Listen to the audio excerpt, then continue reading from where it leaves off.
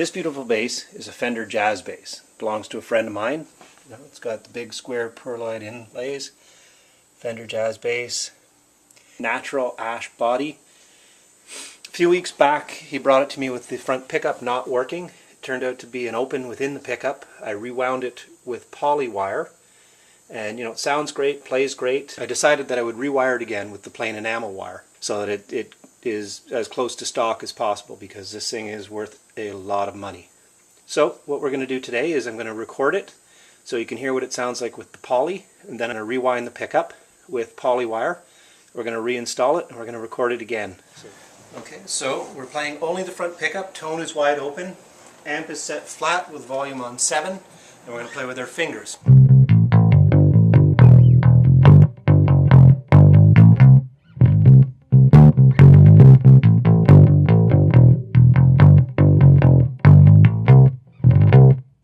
And again with a pick.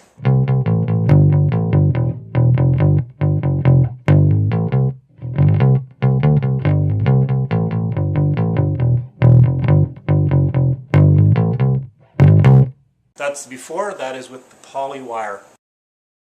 Relocated out to my workshop. I removed the cover and the pickup. Because I've got a little room to work here, I'm not going to bother taking the guard off. What I'm going to do is I'm going to take note of which wire goes to where, which one's the hot lead, which one's the ground lead, and I'm going to protect the guitar with this tin foil while I desolder it. And my quick resistance measurement, 7.92 kilo ohms. Now that it's out of the guitar, I use a pair of surgeon scissors to cut out the old wire, being careful not to scratch the bobbin.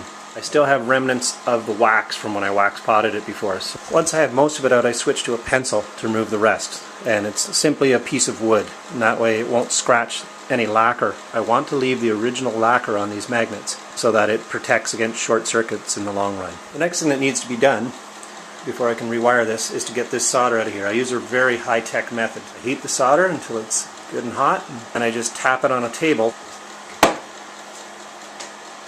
like that. You can see that. Because plain enamel wire isn't a solder on it, the insulation doesn't melt. It won't make a connection unless I sand an area clear. I take this little area here and I'm just going to sand it with 1000 very lightly, just until I see nice shiny copper. I've installed the bobbin onto the winder.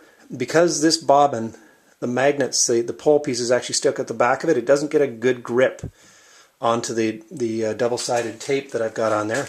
So I use a little bit of hockey tape around the ends just to make it a little more secure, because we're going to be winding it for quite a while and I don't want the bobbin coming off halfway. I also have to adjust the end points. For this stage I just wind by hand. That allows me to get my first few winds on, see if they're in the right spot. Now that I've got it where I like it, I'm going to start winding with the machine. I'm going to wind very slowly. You can see that I've got talcum powder on my hands to help lubricate the wire so it doesn't stick to my hands too badly. So I'm going to go fairly slowly because I don't wind these that often, and I'd rather take my time. It'll take me a little bit to get used to this wire and how much tension to put on it. And we're about a quarter of the way there, just winding away steady state, nice even tension, nice even RPM. I'm going to stop it and I'm going to have a look to see what the shape of the pile looks like. So we're about 2/3 of the way there now, so I'm going to just stop and I'm going to have another look at the coil shape. Okay, that's looking very nice. I just don't want any loose wires at the edges. Not a real problem if you're going to wax it, but this one's not going to be waxed or lacquered for a while. And unfortunately I can't get a hold of lacquer right now, so the person that owns it's going to have to come back to me in the spring when I can get some lacquer, and we'll lacquer pot it then. But for now I need a fairly nice tidy wind, because if I don't he's going to have microphonic problems. Winding's all done. I'm 6 winds over my target. I think I can live with that. So now what I'm going to do is I'm going to cut the wire off, and I'm going to sand the end of the wire like I did for the beginning of the wire, and then I'll hand wind the last few winds and then thread it through the grommet. Okay, the wire ends have had the insulation removed and they're tied through the grommets. So I'm going to resolder the grommets now, and you can see I'm using this aluminum foil as kind of a splash shield. I'm also making sure that I solder it upside down to minimize the chances of splattering onto my coil.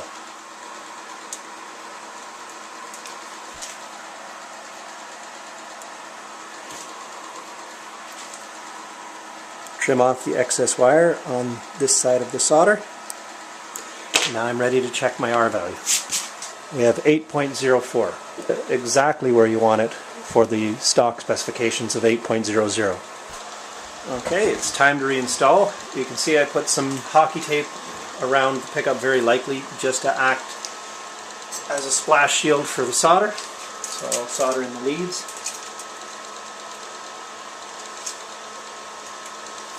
Leading from the top until the lead comes through. Let that cool off for a few seconds. And then I will put the pickup back in the base. Well, we're back. Rewound pickup has been reinstalled. I've adjusted to make sure it's pretty much the same volume front and rear, or play that same little piece of music again and see if it sounds any different.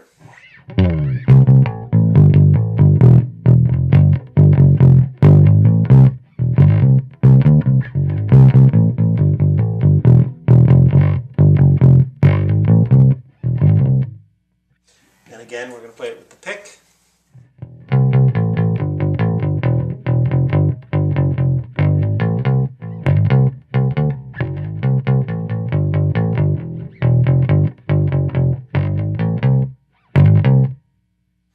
So that is back to almost stock specifications. It's exactly the vintage wines. It's 8,000 ohms, just like it's supposed to. Right on the money, the right wire.